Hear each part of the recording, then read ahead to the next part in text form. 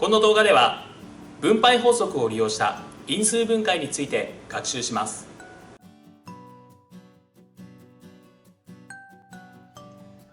まずは因数分解という言葉について説明します。この式を見てください。この式は a プラス2と a マイナス2という2つの式を掛け合わせた式ですが、乗法の公式に当てはめて計算すると a2 乗マイナス2の2乗、つまり a2 乗マイナス4となります。これは見方を変えると a2 乗マイナス4という多項式は a プラス2と a マイナス2の2つの式を掛け合わせた式であると言えます。この時 a プラス2や a マイナス2を a2 乗マイナス4の因数と言います。多項式をいくつかの因数の積の形に表すこと。これが因数分解です。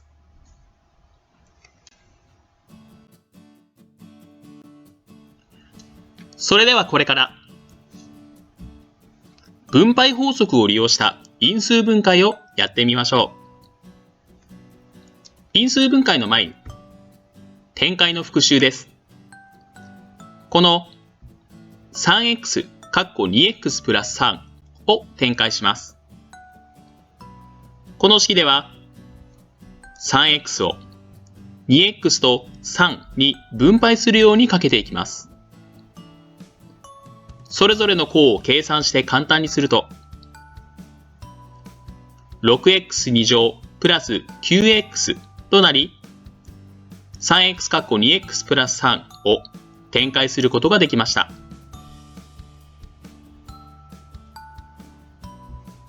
次に 6x2 乗プラス 9x を因数分解します。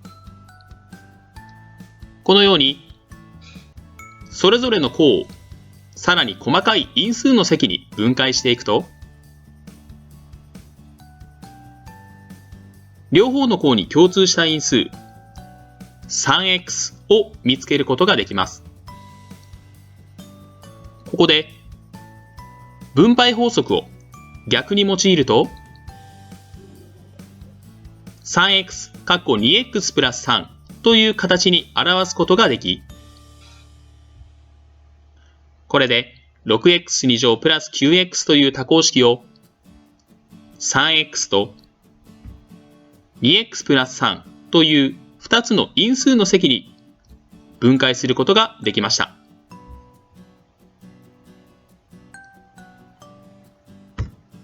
このように多項式においてすべての項に共通して含まれる因数を共通因数と言います。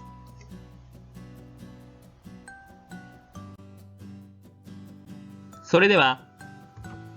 共通因数をくくり出す因数分解を2つほど解いてみましょ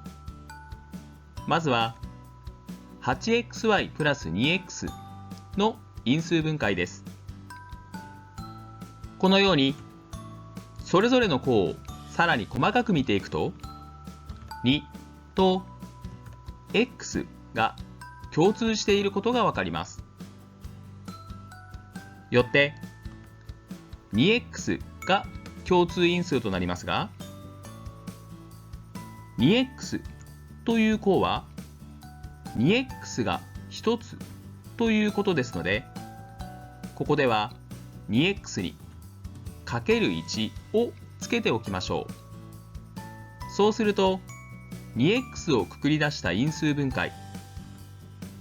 2x 4y プラス1のプラス1が自然にイメージできますね。このように多項式の中の一つの項がそのまま共通因数になるときはかける1を補うと因数分解がしやすいので覚えておきましょう。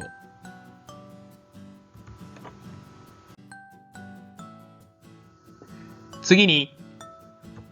3x2 乗 y マイナス 2xy2 乗の因数分解です。これまでと同じようにそれぞれの項をさらに細かく見ていくと x と y が共通していることがわかります。よって xy が共通因数となります。よって xy をくくり出して xy 3x-2y となります。このような指数を含む場合は特に気をつけてほしいことですが、それぞれの項にどの文字がいくつ共通しているかに気をつけましょう。